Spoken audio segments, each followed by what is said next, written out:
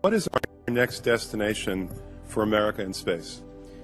The next destination for America in space, and I'm not being trite when I answer this, is the International Space Station. We've got to get there 4 more times this year.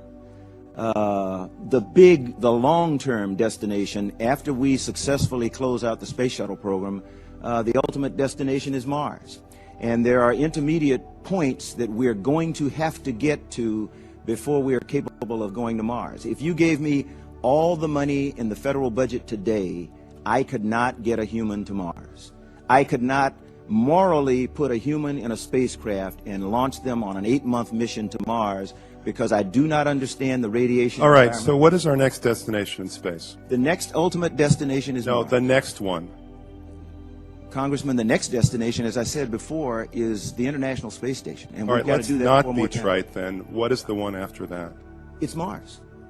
So there's nothing in between as far as you're concerned. But there are intermediate stops What on are the way they? there. What's the next one? The moon is a destination. Lagrange points are destinations. Which one is next?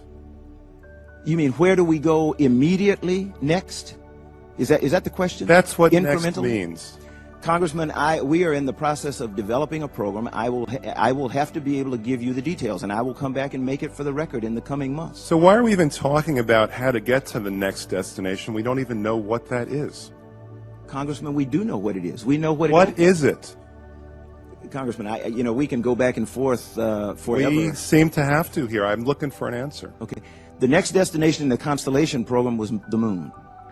What about now, since you're planning to eliminate the that? program of record and the program to which we are working right now, because you have told me that I have to continue to work the Constellation program. We're talking about the 2011 budget, but if you ask me right now, the next destination is the moon. Okay, good. Now, the Augustine report came up with 4 options and several sub-options or alternatives within the options. Which one did the administration adopt? The administration adopted the recommendations of the Augustine report, which was the flexible option? path. The flexible path. The flexible path. Yes, sir.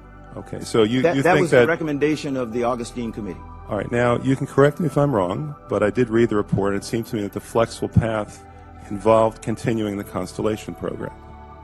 Is that a fair statement? The Constellation, the Augustine committee did not recommend cancellation of the Constellation program. That's so. Then I'm right. You're right that they did not recommend cancellation of the Constellation program? The flexible path included continuation of the Constellation program. The flexible path did not necessarily include. I think you're cherry picking from the report. The report said. I just want to know why you had all these people come together, the people who knew the most about the space program, and then you ignored their recommendation to continue the Constellation program. Congressman, That's what they did not recommend continuation of the Constellation program. What the they flexible said, path did. Congressman, what the report said was that they find no technical challenges in the Constellation program that cannot be met the way that NASA has always met them. However, to do so will cost a significant amount more than anyone will reasonably be able to place in a budget. All right, regarding the budget, it seems to be your plan to put people in space through commercial programs. Is that correct? I intend to put people into low Earth orbit through commercial programs. How often has that happened so far? We do it today. Explain to me. Go ahead. Well, today I go out and I pay USA to operate the space shuttle out of the Kennedy Space Center. The vast majority of my workforce right now is, as Congresswoman Edwards mentioned, 89% of the workforce in the shuttle program today are contractors. So you consider the space shuttle program to be a commercial program? I consider the space shuttle program to be evidence that commercial entities can successfully operate. Please answer the question. My time is limited. Yes. Okay. So what's wrong with continuing it then? I do not think it would be wise to continue the space shuttle program beyond the 4 additional flights that we're on track to fly right now. I think that would not be prudent. But if one's commercial and the other's commercial, what's the advantage of switching? The advantage is that we relieve ourselves of the responsibility and the cost for operating and maintaining infrastructure as we do today with the space shuttle program. Isn't it true that commercial entities have never put a man in orbit?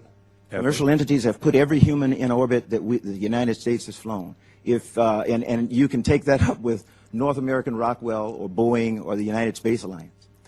Honestly, I'll tell you, my time is up now, so I'm going to tell you this briefly.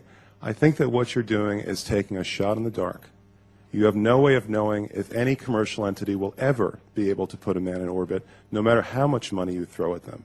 What you're doing is you're taking NASA's manned space program and making it a faith-based initiative.